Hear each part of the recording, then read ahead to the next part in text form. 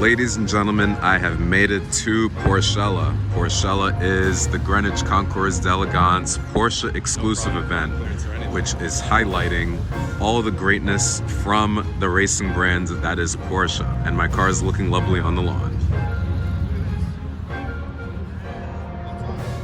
Here's my friend Alex. Porschella occurred concurrently with RADWOOD. The RADWOOD portion of the Greenwich Concours highlights some of the coolest cars from the 70s, 80s, and 90s. Here are some opinions about cars besides mine. I think another thing that's really important to point out relative to RADWOOD, everybody talks about bringing younger people into the hobby and getting younger people involved. I think today is a great example of it. All you need to do is take a look at the field here of the guests on the show field. Lots and lots of younger people, people with kids, kids with family. Everybody likes cars. Everybody has a car story to tell.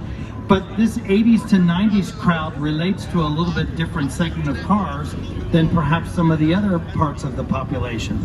Yeah, that's a really good point. And I think, the interesting thing with us is that it spans a very wide demographic. We are mostly, at our shows in particular, we see people from their early 20s up until their, late 50s. And it's because, for me in particular, I'm in my late 30s, and I didn't necessarily drive in the 80s, but I grew up, and that's when I was most impressionable. And I remember seeing an E30 M3 for the first time, and I remember seeing a Fox Body Mustang GT for the first time, and driving in those, riding around in them. And then in the 90s, when I started driving, I lusted after a Toyota Supra, like the one behind us, or an Integra Type R, and all of those cars that I couldn't afford as a junior or senior in high school, but I lusted after. And now, we see kind of a generational shift where people that are of my age, are now established and are in a position where they could buy these cars.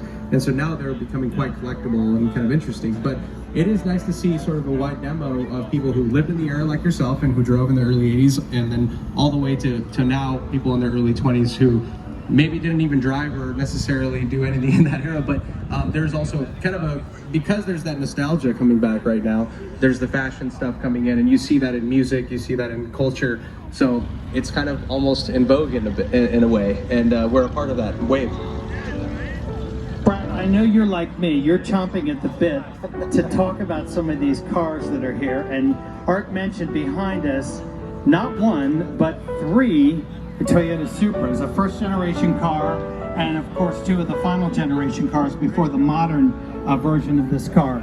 So comment away, let's just say that. Well, one of my favorite things here is these are you've got a really beautiful, stock appearing examples of these cars, right? Fast and the Furious movies came along, made these things incredibly popular, and we've got some world record. I became further entranced with the multitude of Porsches and other cars on the Greenwich lawn. The theme here, no 2 Porsches are alike. Oh yeah, the blue.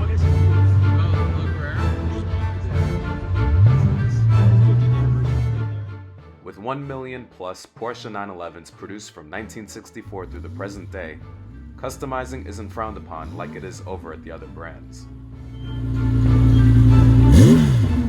Outlawing my car is something even I did with the OEM Plus approach. The idea is, being you is the best way to go. Honestly, why waste time being like anyone else when you could do your own thing? There's a reason Porsche customizers succeed, because the Porsche buyer understands one thing. The patina in this car is awesome. That individualism is the ultimate freedom. When you are true to yourself, you can't lose. RADWOOD is the ultimate expression of who we are as car enthusiasts. And the cars, regardless of the make, model, and year, or price range, serve as the ultimate canvas to our souls. Thank you for watching.